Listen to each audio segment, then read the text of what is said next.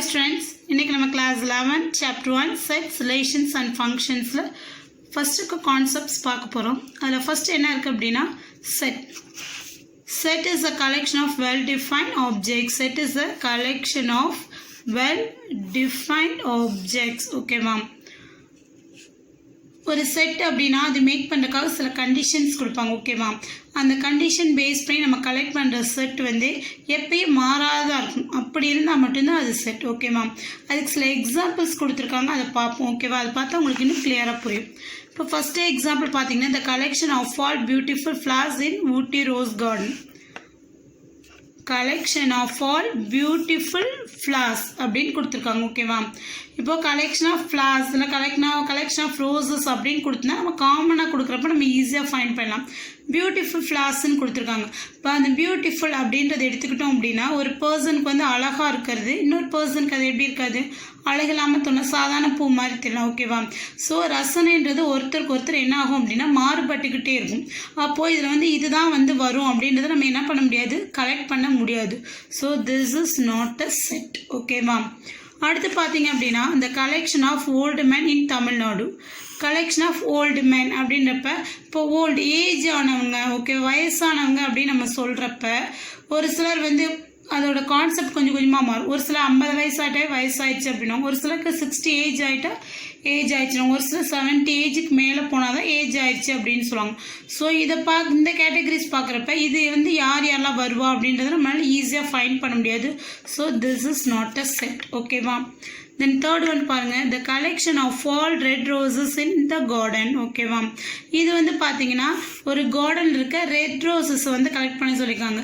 இது வந்து யாருனாலும் மாற்ற முடியாது. ஓகே, ஒரு கார்டன் எடுத்துக்கிறோம், அந்த கார்டனில் நிறைய கலர்ஸ் வெரைட்டிஸில் வந்து ரோசஸ் இருக்குது அப்படின்னா அதில் இருக்க ரெட் ரோசஸ் மட்டும் கலெக்ட் பண்ணோம் அப்படின்னா நம்ம என்ன பண்ணலாம், ஈஸியாக எதுலாம் ரெட் ரோசஸ் இருக்கோ அதெல்லாம் கலெக்ட் பண்ணிடலாம். ஓகேவா, so this is a set. இந்த மாதிரி வரணும். ஓகேவா, கேரக்டரை வந்து டிஸ்கிரைப் பண்ணி வரக்கூடாது. ஓகேவா, அதுதான் என்னது அப்படின்னா செட். நம்ம நெக்ஸ்ட் பார்க்க போகிறது வந்து belongs to, not belongs to. Belongs to simple இதுதான். இந்த மாதிரி சி மாதிரி போட்டு நடுவில் ஒரு லைன் மாதிரி போடணும், இந்த மாதிரி தான் ரைட் பண்ணணும். அதே மாதிரி தான் பிலாங்ஸ் டு சிம்பிள் போட்டு அதை வந்து லைட்டாக கிராஸ் பண்ணிடணும். This is not belongs to simple. இதுக்கு என்ன அர்த்தம் அப்படின்னா ஒரு செட்டில் வந்து எலமெண்ட்ஸ் இருக்குது பார்த்தீங்களா, அதை பேஸ் பண்ணி வரும். ஃபார் எக்ஸாம்பிள் இங்கே பாருங்கள், எக்ஸாம்பிள் பார்த்தா உங்களுக்கு கிளியராக புரியும். இப்போ நான் ஒரு செட் எடுத்துக்கிறேன், அது எலமெண்ட்ஸ் வந்து ஏ பி சி இருக்குன்னு எடுத்துக்கிறேன். ஓகேவா, இப்போது இந்த ஏன்ற செட்டில் என்ன எலமெண்ட்ஸ் இருக்குது, ஏ பி சி. செட்டு எப்பயுமே நம்ம வந்து நோட் பண்ணுற லெட்டர் வந்து எப்பயுமே வந்து கேபிட்டல் லெட்டராக மட்டும்தான் இருக்கும், ஸ்மால் லெட்டர் வரக்கூடாது. ஓகேவா, ஒரு செட்டு நம்ம ரைட் பண்ணுறோம் அப்படின்னா அந்த செட்டுக்குரிய லெட்டர் வந்து எப்பயுமே எப்படி இருக்கணும், கேபிட்டல் லெட்டரில் மட்டும்தான் வந்து ஸ்மால் லெட்டர் எழுதக்கூடாது. ஓகேவா, இது 10th நீங்கள் படிச்சிருப்பீங்க, இருந்தாலும் ஒன் டைம் வந்து ரீகால் பண்ணுறேன், அவ்வளோதான். இந்த செட்டில் என்னென்ன எலமெண்ட்ஸ் இருக்குன்னா ஏ பி சி 3 எலமெண்ட்ஸ் இருக்குது. இது எழுதுகிறப்ப என்ன எழுதணும்னா ஏ பிலாங்ஸ் டு ஏ. இந்த ஏன்ற எலமெண்ட் இந்த ஏன்ற செட்டில் இருக்குது அப்படின்றத நம்ம சொல்கிறதுக்காக எழுதுறது தான் இந்த மாதிரி எழுதணும். ஓகேவா, அடுத்து அதே மாதிரி நெக்ஸ்ட் என்ன element B, B belongs to A. இந்த பின்ற எலமெண்ட் செட் ஏல இருக்குது அப்படின்னு சொல்கிறோம். அடுத்து சி பிலாங்ஸ் டு ஏ. இந்த சின்ற எலமெண்ட் ஏன்ற செட்டில் இருக்குது. ஓகேவா, இப்போ நானாக ஒரு எலமெண்ட் எடுத்துக்கிறேன் டி. இப்போ இந்த டின்ற எலமெண்ட் வந்து ஏன்ற செட்டில் இருக்கான்னு பாருங்கள், இல்லை. So D not belongs to A. ஓகேவா, டீன்ற எலமெண்ட் இந்த ஏன்ற செட்டில் இல்லை. ஓகேவா, என்னென்ன எலமெண்ட்ஸ் இருக்கோ அது பிலாங்ஸ் டு போடுவோம், அந்த எலமெண்ட் இல்லை அப்படின்னா நாட் பிலாங்ஸ் டு போடுவோம். ஓகேவா, இஸ் இட் கிளியர்? நெக்ஸ்ட் பார்த்தீங்கன்னா நம்ம ஏ அப்படின்ற ஒரு செட் எடுத்துக்கிறோம், பி அப்படின்ற one more set. Okay, 2 set எடுத்துக்கிறோம். இதை வந்து இந்த மாதிரி எழுதலாமா, ஏ பிலாங்ஸ் டு பி. அதாவது ஒரு செட் இன்னொரு செட்டுக்கு உள்ளே இருக்குது நம்ம எழுதலாமா அப்படின்னா எப்பயுமே எழுதக்கூடாது. ஓகேவா, இந்த மாதிரி ரைட் பண்ணக்கூடாது. ஓகேவா, ஒரு செட் இன்னொரு செட்டுக்கு உள்ளே இருக்குன்னு எழுதக்கூடாது. பட் இன்னொரு மாடலில் வந்து எழுதணும். அது என்ன அப்படின்னா இப்போ ஏன்ற செட்டில் வந்து ஒரு எலமெண்ட் இருக்குது, அது என்ன அப்படின்னா 1, 2. தென் பின்ற செட்டில் என்னென்ன எலமெண்ட்ஸ் இருக்குது அப்படின்னா 1 செட் ப்ராக்கெட்டோடு போடுறவங்க 1, 2.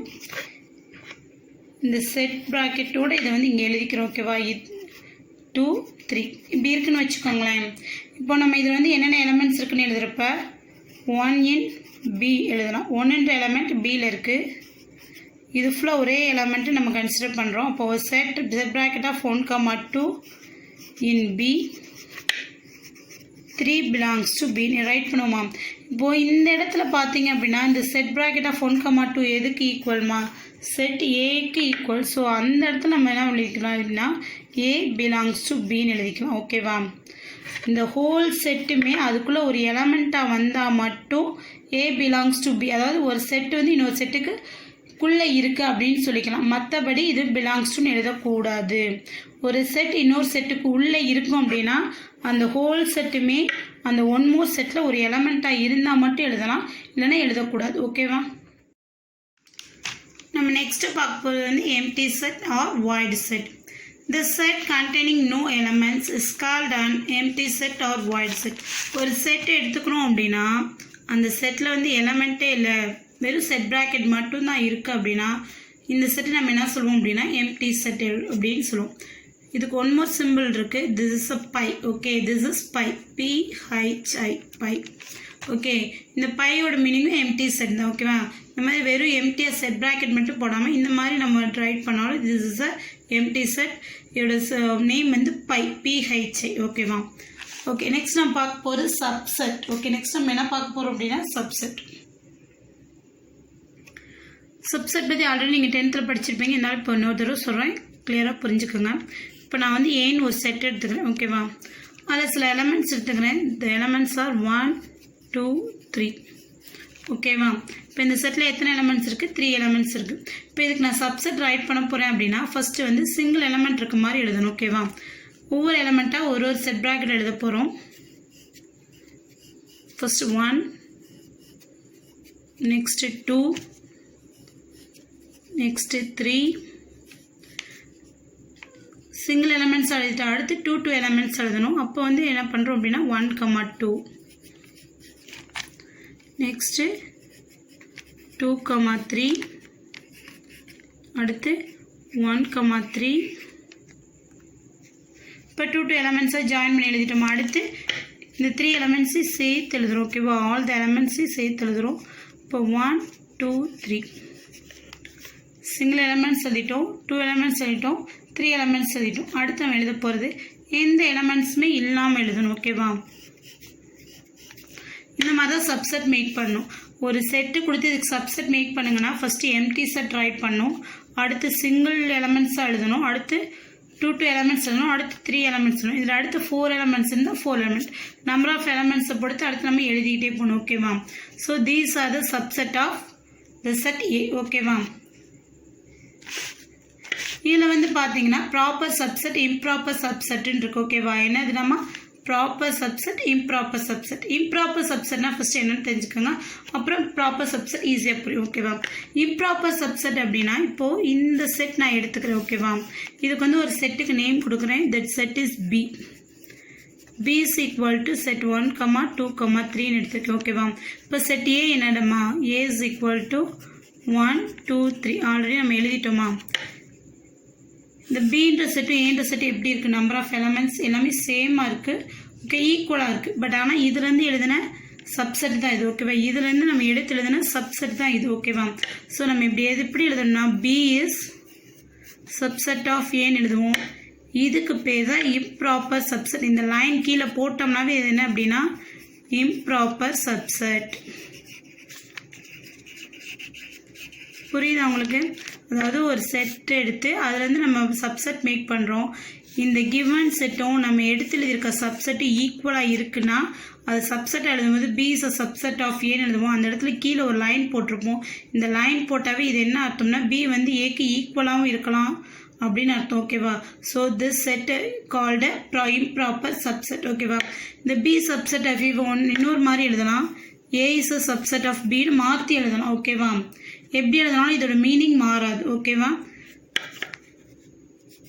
ஏ இஸ் ஈக்குவல் டு பின்னு எழுதலாம். ஓகேவா. பிகாஸ் இது 2 எலமெண்ட்ஸ் பாருங்க ஈக்குவலாக தான் இருக்கா. So this is a improper subset. அடுத்து ப்ராப்பர் சப்செட்னா இதை விட்டுட்டு மற்ற இருக்க எல்லாமே என்னதுன்னா ப்ராப்பர் சப்செட். அதுக்கான சிம்பிள் பார்த்தீங்கன்னா இந்த கோடு இல்லாமல் எழுதணும். ஓகேவா.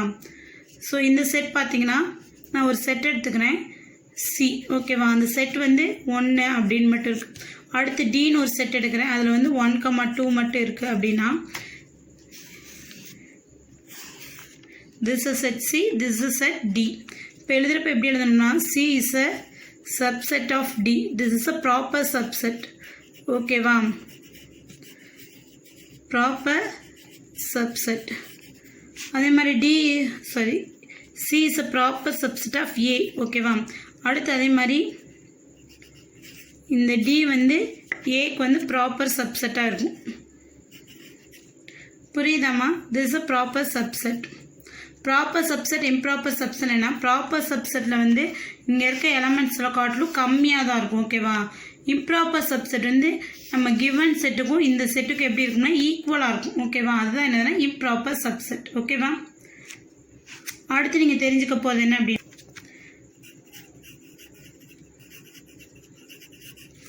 Trivial subset. ஓகே, ட்ரிவியல் சப்செட்னா என்ன அப்படின்னா ஒரு செட்டு இருக்குது அப்படின்னா அந்த செட்டுக்கு நம்ம எம்டி செட்டும் அந்த செட்டே வந்து சப்செட் எழுதுகிறோமா, ஒரு செட்டுக்கு வந்து சப்செட் ரைட் பண்ணுறப்போ ஒரு எம்டி செட் ரைட் பண்ணுவோம், ஒரு கிவன் செட்டும் ரைட் பண்ணுவோம். ஓகேவா, இந்த மாதிரி ஒரு செட்டுக்கு எம்டியும் கிவன் ரைட் பண்ணோம் பார்த்தீங்களா, இந்த 2 செட்டையும் தான் நம்ம என்ன சொல்லுவோம் அப்படின்னா ட்ரிவியல் சப்செட் அப்படின்னு சொல்லுவோம். புரியுதா? ஒரு செட்டுக்கு நம்ம சப்செட் மேக் பண்ணுறப்ப நம்ம ரைட் பண்ணுற எம்டி செட்டையும் அந்த கிவன் செட்டையும் தான் என்ன சொல்லுவோம் அப்படின்னா ட்ரிவியல் சப்செட் அப்படின்னு சொல்லுவோம். ஓகேவா, நெக்ஸ்ட் வந்து நீங்கள் தெரிஞ்சுக்க போகிறது என்ன அப்படின்னா சூப்பர் செட். ஓகேவா, நெக்ஸ்ட் நீங்கள் தெரிஞ்சுக்க போகிறது என்ன சூப்பர் செட். சூப்பர் செட் அப்படின்னா எந்த செட்டுக்கு நீங்கள் சப்செட் ரைட் பண்ணுறீங்களோ அந்த செட்டை தான் நம்ம என்ன சொல்லுவோம் அப்படின்னா சூப்பர் செட். ஓகேவா, எந்த செட்டை பேசிஸாக வச்சு நீங்கள் சப்செட் ரைட் பண்ணுறீங்களோ அதுதான் என்ன சொல்லுவோம் அப்படின்னா சூப்பர் செட். இது இன்னொரு தடவை ரீகால் பண்ணுறேன் பார்த்துக்கோங்க. நம்ம ஒரு செட்டு கொடுத்தாங்கன்னா அதுக்கு எம்டி செட்லேருந்து ஒவ்வொரு எலமெண்ட்டாக இன்க்ரீஸ் பண்ணி நம்ம வந்து என்ன பண்ணுவோம் அப்படின்னா சப்செட் மேக் பண்ணுவோம். அதில் வந்து கிவன் செட்டுக்கு எது ஈக்குவலாக வருதோ அது இம்ப்ராப்பர் சப்செட், எதெல்லாம் கம்மியாக வந்திருக்கோ அதெல்லாம் ப்ராப்பர் சப்செட். ஓகேவா, அடுத்து ட்ரிவியல் சப்செட்னா வந்து எம்டி செட்டும் கிவன் செட்டுக்கு எது ஈக்குவலாக இருக்கோ அது 2 ட்ரிவியல் சப்செட்டு. எந்த செட்டை வச்சு நம்ம சப்செட் மேக் பண்ணுறோமோ அந்த கிவன் செட்டு தான் என்னதுன்னா சூப்பர் செட். ஓகே, இப்போ இதை தான் பார்த்துருக்கோம். நெக்ஸ்ட் நான் பார்க்க போகிறது என்ன அப்படின்னா யூனியன். இதுவும் நீங்கள் 10th படிச்சிருப்பீங்க, இருந்தாலும் ஒன் டைம் ரீகால் பண்ணிக்கும். இப்போ நம்ம 2 செட் எடுத்துக்கிறோம். இந்த set A is equal to 1, 2, 3. Then set B is equal to 3, 4, 5. இப்போ இந்த 2 செட் எடுத்துக்கிறேன். இதுக்கு வந்து நான் யூனியன் பண்ண போகிறேன் அப்படின்னா செட் A யூனியன், இதான் union simple, union B is equal to. இப்போ இந்த 2 செட்டுக்கு நான் யூனியன் ரைட் பண்ண போகிறேன்னா ஃபஸ்ட்டு ஏன்ற செட்டில் இருக்க எல்லா எலமெண்ட்ஸும் எழுதிக்கணும். 1, 2, 3. அடுத்து பீன்ற செட்டுக்கு வரும். இந்த பீன்ற செட்டில் பார்த்தீங்கன்னா திருப்பி 3 வந்திருக்கு. ஓகேவா, ரிப்பீட்டட் வேல்யூ எழுதக்கூடாது. ஓகேவா, ஸோ 3 இன்னும் 1 more டைம் ரைட் பண்ணாமல் ரிமைனிங் இருக்க 4, 5 ரைட் பண்ணிக்கணும். ஓகேவா, so this is the union. 2 settle இருக்க எல்லா எலமெண்ட்ஸையும் நம்ம வந்து ஜாயின் பண்ணி எழுதுறதான் என்ன அப்படின்னா யூனியன். ஓகேவா, நெக்ஸ்ட் நம்ம பார்க்க போகிறது என்ன அப்படின்னா இன்டர்செக்ஷன். இப்போ இந்த செட் A அண்ட் பிக்கு நம்ம இன்டர்செக்ஷன் பார்க்குறோம். செட் ஏல என்ன எலமெண்ட்ஸ் இருக்குது 1, 2, 3. செட் பியில் வந்து 3, 4, 5. இப்போ இன்டர்செக்ஷன்னா ஏன்ற செட்டுக்கும் பீன்ற செட்டுக்கும் இன்டர்செக்ஷன் பார்த்தோம் அப்படின்னா இந்த 2 செட்லேயும் எந்த எலமெண்ட் வந்து காமனாக இருக்கோ அது மட்டும்தான் இன்டர்செக்ஷனுக்குரிய எலமெண்ட்ஸ். ஓகேவா, இப்போ இது 2லையும் எது காமனாக இருக்குது 3ன்ற எலமெண்ட் மட்டும்தான் 2லையுமே காமனாக இருக்குது. ஸோ அந்த 3ன்ற எலமெண்ட் மட்டும்தான் இன்டர்செக்ஷனுக்குரிய எலமெண்ட். ஓகேவா, புரியுதா?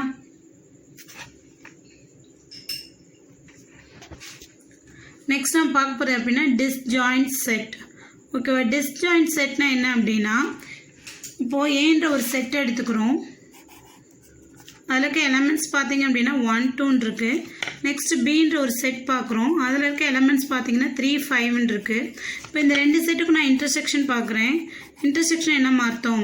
இந்த 2 செட்லேயும் எந்த எலமெண்ட்ஸ்லாம் காமனாக இருக்கோ அதுதான் இன்டர்செக்ஷன். ஓகேவா, இப்போ இந்த 2 செட்லேயும் காமன் எலமெண்ட்ஸ் பார்த்தீங்கன்னா வந்து எதுவுமே இல்லை. ஓகேவா, ஸோ இன்டர்செக்ஷன் பார்க்குறப்ப நமக்கு வந்து எம்டி செட்டாக கிடச்சிச்சு அப்படின்னா ஓகேவா, நம்ம 2 செட் எடுத்து அந்த 2 செட்டுக்கு இன்டர்செக்ஷன் பார்க்குறப்ப நமக்கு எம்டி செட் கிடச்சிச்சு அப்படின்னா அதுதான் என்ன சொல்லுவோம் அப்படின்னா டிஸ்ஜாயிண்ட் செட்ஸ். இது நம்ம நெக்ஸ்ட் பார்க்க போகிறது என்ன அப்படின்னா பவர் செட். பவர் செட் அப்படின்னா என்ன அர்த்தம் அப்படின்னா ஒரு செட்டு கொடுக்குறாங்க அப்படின்னா அதுக்கு நம்ம எத்தனை சப்செட் எழுத முடியும் அப்படின்றது சொல்கிறது தான் என்னென்னா பவர் செட்.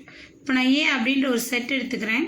அந்த செட்டில் என்னென்ன எலமெண்ட்ஸ் இருக்குது அப்படின்னா A, B அப்படின்ற 2 எலமெண்ட்ஸ் இருக்குது. இப்போ இதுக்கு நான் என்ன பண்ண போகிறேன் அப்படின்னா சப்செட் மேக் பண்ண போகிறேன். சப்செட் வந்து ஃபஸ்ட்டு மேக் பண்ணுற சப்செட் எப்பவுமே எப்படி இருக்குன்னா எம்டி செட்டாக இருக்கும். நெக்ஸ்ட் வந்து பார்த்தீங்கன்னா சிங்கிள் எலமெண்ட்ஸ் வர மாதிரி இருக்கும். ஓகேவா, சிங்கிள் எலமெண்ட் ஏ, சிங்கிள் எலமெண்ட் பி, நெக்ஸ்ட் வந்து 2 எலமெண்ட்ஸ் ஏ கமா பி. ஓகேவா, இந்த மாதிரி நம்ம கொடுத்துருக்க ஒரு செட்டுக்கு நம்ம சப்செட் மேக் பண்ணுறோம் பார்த்தீங்களா, these are the power sets. ஓகேவா, இதுதான் என்னதுன்னா பவர் செட் அப்படின்னு சொல்லுவோம்.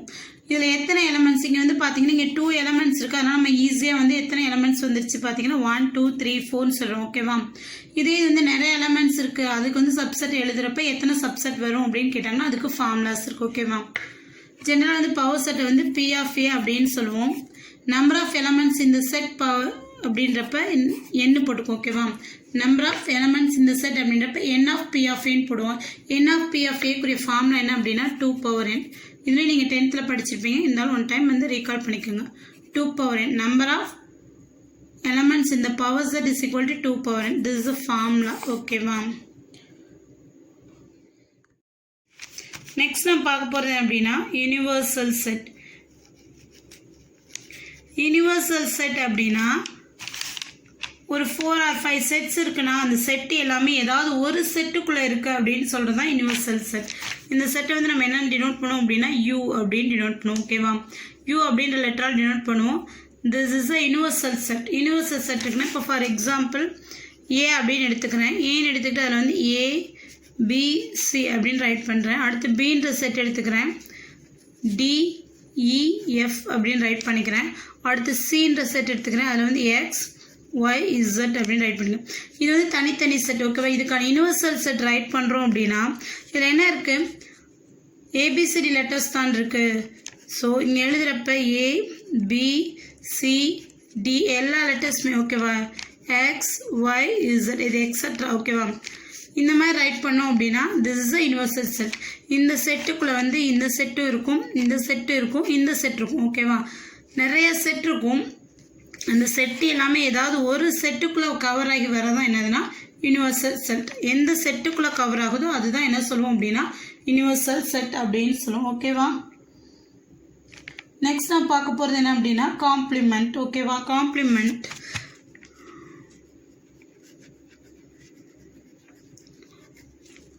காம்ப்ளிமெண்ட் எப்படி எது பேஸ் பண்ணி வரும்னா யூனிவர்சல் செட்டை பேஸ் பண்ணி வரும். ஓகேவா, ஃபார் எக்ஸாம்பிள் இப்போ ஏ அப்படின்ற செட் இருக்குன்னு வச்சுக்கோங்களேன். ஏன்ற செட்டில் வந்து 1 2 3 அப்படின்ற எலமெண்ட்ஸ் இருக்குது. இப்போ யூனிவர்சல் செட்டில் என்னென்ன நம்ம எலமெண்ட்ஸ் இருக்குது அப்படின்னா 1 2 3 4 5 6 7 8 9 10 இருக்குது. ஓகேவா, இப்போ இந்த ஏன்ற செட்டுக்கு நம்ம காம்ப்ளிமெண்ட் பார்க்குறோம் அப்படின்னா ஏ டேஷ்ன்னு ரைட் பண்ணும்.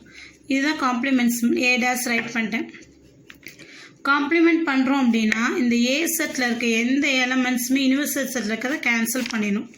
காம்ப்ளிமெண்ட் என்ன அர்த்தம், இந்த ஏ செட்டில் இருக்க எலமெண்ட்ஸ் எல்லாமே வந்து யூனிவர்சல் செட்டில் கண்டிப்பாக இருக்கும்.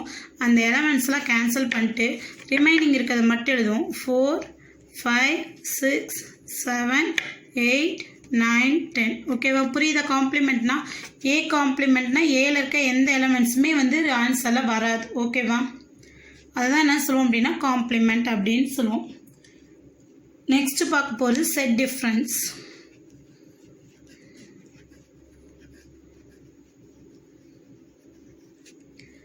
செட் டிஃப்ரென்ஸ்னால் இப்போ 2 செட் எடுத்துக்கிறோம் ஏ பி அப்படின்னு.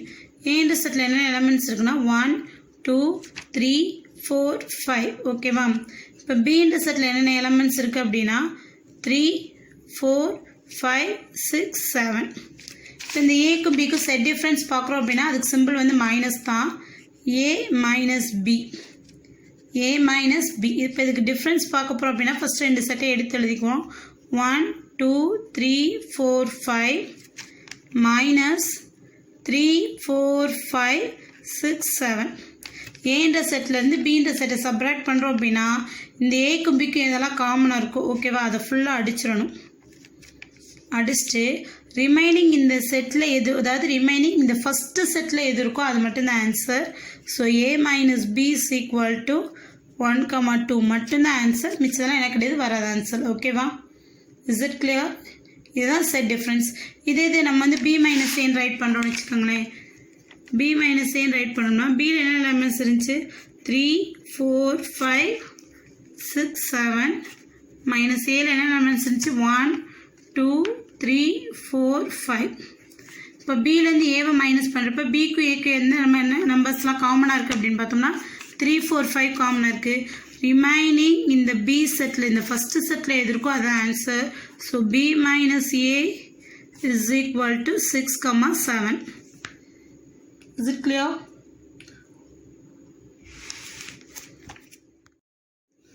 நம்ம நெக்ஸ்ட்டு பார்க்க போகிறது வந்து சிமெட்ரிக் டிஃப்ரென்ஸ். சிமெட்ரிக் டிஃப்ரென்ஸ்க்குரிய சிம்பிள் வந்து டெல்டா. ஓகேவா? இது சிமெட்ரிக் டிஃப்ரென்ஸும் சொல்லிக்கலாம், இல்லை டெல்டான்னு சொல்லிக்கலாம். இதுக்கு வந்து ரெண்டு ஃபார்முலா இருக்குது. A delta B is equal to A minus B union B minus A. A delta B is equal to A union B minus A intersection B. இந்த ரெண்டு ஃபார்முலா தரவை தெரிஞ்சுக்கணும். இதை வந்து சம்முக்கு நம்ம அப்ளை பண்ணுவோம். ஓகேவா? 1 வேர்ட்ஸும் இதில் வந்து கேட்கலாம். ஸோ தரவாய்க்குங்க. இப்போ இதை வந்து ஃபஸ்ட்டு ஒரு இதை மட்டும் நம்ம செக் பண்ணி பார்ப்போம். ஓகேவா? இப்போ ஏன்ற செட் பின்ற செட் ரெண்டு செட் எடுத்துக்கிறோம். ஆல்ரெடி நம்மக்கிட்ட இருக்குது. இப்போ நம்ம ஏ பி அப்படின்னு ரெண்டு செட் எடுத்து அதுக்கு ஏ மைனஸ் பியும் கண்டுபிடிச்சிட்டோம், பி மைனஸ் ஏவும் கண்டுபிடிச்சிட்டோம். ஓகேவா? அப்போ ஏ டெல்டா பி நம்ம இங்கே கண்டுபிடிச்சிருவோம். A delta B is equal to A minus பியோட ஆன்சர் என்னம்மா நமக்கு வந்துச்சு 1, 2 யூனியன் பி மைனஸ் ஏக்கு என்ன ஆன்சர் வந்துச்சுன்னா 6, 7. So A delta B is equal to 1 2 6 7. இது எல்லாத்தையும் யூனியன் தானே, எல்லாத்தையும் சேர்த்து எழுதுகிறோம். ஓகேவா? இதுதான் இதுக்குரிய ஆன்சர். இது நம்ம ஃபஸ்ட்டு இது பார்த்துட்டோம். நெக்ஸ்ட் இந்த ஃபார்மில் ஒரு தடவை செக் பண்ணி பார்ப்போம். ஓகேவா? நமக்கு ஏன்ற செட்டில் என்னென்ன நம்பர்ஸ் இருந்துச்சு ஆல்ரெடி பார்த்தோம். 1 2 3 4 5. பின்ற செட்டில் என்னென்ன எலமெண்ட்ஸ் இருந்துச்சு 3 4 5 6 7. ஓகேவா? இப்போ இங்கே வந்து ஏ டெல்டா பிக்குரிய ஒன் மோர் ஃபார்முலா என்னது? A delta B is equal to A union B minus A intersection B. ஓகேவா? இப்போ இது ரெண்டுக்கு ஃபஸ்ட்டு யூனியன் பார்க்குறோம். A union B is equal to யூனியன்னா எல்லா நம்பர்ஸையும் நம்ம ஜாயின் பண்ணி எழுதணும். ஸோ 1 2 3 4 5 6 7. அடுத்து intersection A intersection B is equal to A intersection எடுத்தோம். இந்த ரெண்டு செட்லேயும் காமனாக இருக்க எலமெண்ட்ஸ் மட்டும் எழுதணும். இது ரெண்டுலேயும் காமனாக இருக்க எலமெண்ட்ஸ் பார்த்தோம் அப்படின்னா 3 4 5. ஸோ 3 4 5 எழுதிட்டோம். ஓகேவா? அடுத்து ஃபார்முலா அப்ளை பண்ணுறோம். A delta B is equal to A union B minus A intersection B. ஓகேவா? ஸோ இந்த ஃபார்முலா அப்ளை பண்ணோம் அப்படின்னா இங்கே என்ன வரும் அப்படின்னா ஏ யூனியன் பி என்ன வந்திருக்குன்னா 1 2 3 4 5 6 7 மைனஸ் ஏ இன்டர்செக்ஷன் பி என்னன்னா 3 4 5. நான் ஆல்ரெடி செட் டிஃப்ரென்ஸ் சொல்லிட்டேன். ஃபஸ்ட்டு ரெண்டு செட்டுக்கு செட் டிஃப்ரென்ஸ் பார்க்குறோம் அப்படின்னா இது ரெண்டுலேயும் காமனாக இருக்க எலமெண்ட்ஸ்லாம் அடிச்சுட்டு ஃபஸ்ட்டு இருக்க செட்டில் எது ரிமைனிங் வேல்யூஸ் வருதோ அதுதான் answer. So A delta B is equal to இதில் எது ரிமைனிங் வேல்யூ இருக்குன்னா 1 2 6 7. இப்போ இங்கே ஏ டெல்டா பி என்ன வந்திருக்கு 1 2 6 7. நம்ம ஃபஸ்ட்டு ஃபார்முலா அப்ளை பண்ணப்போ நமக்கு ஆன்சர் என்ன வந்துச்சு அப்படின்னா 1 2 6 7. ஓகேவா? இந்த ஃபார்முலா எப்படி அப்ளை பண்ணி யூஸ் பண்ணுறதுன்றது இங்கே பார்த்துட்டோம். நெக்ஸ்ட் நம்ம பார்க்க போகிறது என்ன அப்படின்னா ஃபைனைட் செட். ஃபைனைட் செட் அப்படின்னா இப்போ ஒரு செட் ஏ எடுத்துருக்கோம். அதில் வந்து 1 2 3 எலமெண்ட்ஸ் மட்டும்தான் இருக்கும் அப்படின்னா இது ஃபைனைட் செட். ஒரு செட் இருக்குன்னா அதில் எத்தனை எலமெண்ட்ஸ் தான் இருக்கும் நமக்கு தெளிவாக தெரிஞ்சிச்சு அப்படின்னா அதுதான் என்னென்னா ஃபைனைட் செட். இப்போ இன்ஃபைனைட் செட் அப்படின்னா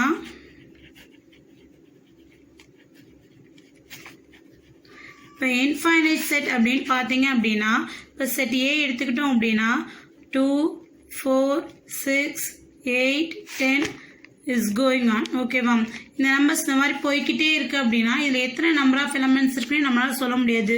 so this set is called infinite set. ஓகேவா?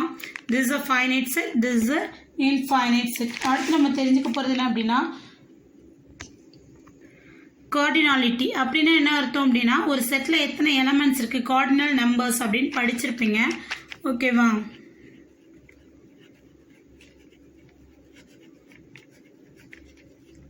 ஒரு செட் இருக்குது அப்படின்னா அதில் எத்தனை எலமெண்ட்ஸ் இருக்குது நம்ம தெரிஞ்சுக்கிறது தான் என்னது அப்படின்னா கார்டினாலிட்டி. இப்போ செட் ஏ எடுத்துக்கோங்க. இதில் எலமெண்ட்ஸ் ஏ பி சி டி இ இருக்குன்னு வச்சுக்கோங்களேன். அப்போது இதில் எத்தனை எலமெண்ட்ஸ் இருக்குது அப்படின்றது எப்படி எழுதணும்னா n of aன்னு எழுதுவோம். n of aன்னு போட்டாவே என்னென்னா நம்பர் ஆஃப் எலமெண்ட்ஸ் இந்த செட் ஏ அப்படின்னு அர்த்தம். இப்போ இதில் எத்தனை எலமெண்ட்ஸ் இருக்குன்னு பார்த்தோம்னா 1 2 3 4 5. செட் ப்ராக்கெட்டில் போடக்கூடாது, நம்பர்ஸ் ரைட் பண்ணணும். ஓகே 5. எத்தனை எலமெண்ட்ஸ் இருக்குது 5.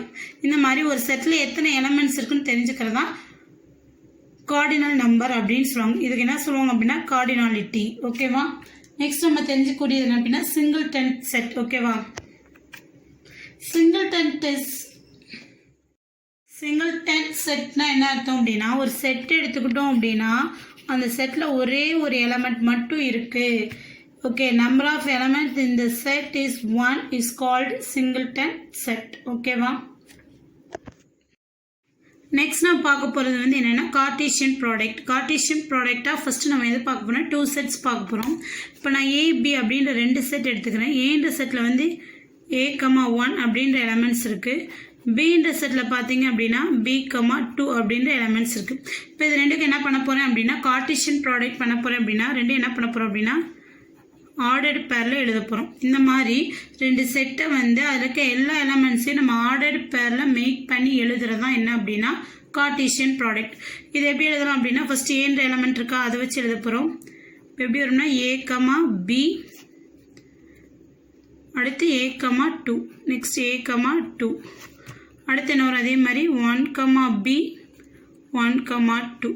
இந்த மாதிரி 2 செட் எடுத்துக்கிட்டோம் அப்படின்னா அந்த 2 செட்டில் இருக்க எல்லா எலமெண்ட்ஸையும் ஆர்டர்டு பேரில் எல்லா விதமான எந்தெந்த பாசிபிள் இருக்கோ அது எல்லா பாசிபிள் வேலையும் நம்ம ஆர்டர்ட் பேர் ரைட் பண்ணுறதா என்ன அப்படின்னா கார்ட்டீசியன் ப்ராடக்ட். இது இந்த கார்ட்டீசியன் ப்ராடக்ட் ஆஃப் 3 செட்ஸ் வரும். 3 செட்ஸ் வந்துச்சுன்னா 3 செட்டையும் டைரெக்டாக நம்மளால் ஆர்டர்ட் பேர் மேக் பண்ணி எழுத முடியாது. அப்போ என்ன பண்ணோம் அப்படின்னா ஃபஸ்ட்டு 2 செட்டை வச்சு ஆர்டர் பேர் மேக் பண்ணிட்டு அடுத்து 1 மோர் செட் கொடுக்குறாங்க அப்படின்னா இப்போ சீன்ற செட் எடுத்துக்கிறோம். இங்கே c, 3 வருதுன்னு வச்சுக்கோங்களேன். ஃபஸ்ட்டு இது கார்ட்டீசியன் ப்ராடக்ட் ஆஃப் 2 செட்ஸ். ஓகேவா. நெக்ஸ்ட் நம்ம பார்க்க போது கார்ட்டீசியன் ப்ராடக்ட் ஆஃப் 3 செட்ஸ் அப்படின்றப்ப ஃபஸ்ட்டு 2 செட்டுக்கு வந்து நம்ம கார்ட்டீசியன் ப்ராடக்ட் பண்ணிவிட்டு அடுத்து 1 மோர் செட்டை ஜாயின் பண்ணும். இப்போ இங்கே என்ன வரும்னா a cross b cross c is equal to இங்கே இருக்க ஒவ்வொரு எலமெண்ட்டையும் இந்த ஒரு எலமெண்ட் வந்து ஜாயின் பண்ணும். அப்போ இப்போ எப்படி இருக்குன்னா a, b, c, அடுத்து a, b, 3. ஓகேவா. நெக்ஸ்ட் அதே மாதிரி இந்த எலமெண்ட் எடுத்துக்கிறோம் a, 2, c, a, 2, 3.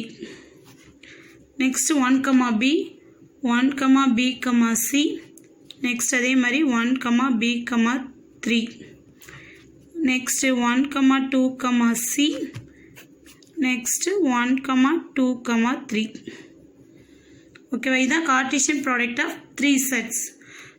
2 செட்ஸ்னால் நம்ம ஈஸியாக ரைட் பண்ணுவோம். 3 செட் வரப்போ ஃபஸ்ட்டு 2 செட்டை கார்ட்டீசியன் ப்ராடக்ட்டில் எழுதிட்டு அதுக்கப்புறம் 1 மோர் செட்டை அதில் வந்து என்ன பண்ணுறோம் அப்படின்னா ஜாயின் பண்ணணும். ஓகேவா. Is it clear. அடுத்து வந்து பார்த்தோம்னா இதுக்கு ஒரு ஃபார்முலா இருக்குது. இது ஆல்ரெடி நீங்கள் படிச்சிருப்பீங்க. நம்பர் ஆஃப் எலமெண்ட்ஸ் இந்த set a cross b is equal to இது எப்படி கண்டுபிடிக்கிறது அப்படின்னா n of a into n of b. இது வந்து 2 செட்டுக்கு. இதே 3 செட்டாக இருந்துச்சுன்னா n of a cross b cross c is equal to n of a into n of b into n of c. இது உங்களுக்கு புரியுதா. நம்பர் ஆஃப் எலமெண்ட்ஸ் இந்த செட் a cross b அப்படின்னா number of elements in the set into number of elements in the set b. இதே number of elements in the set a cross b cross c is equal to number of elements in the set a into number of elements in the set b into number of elements in the set c. Thank you, ma.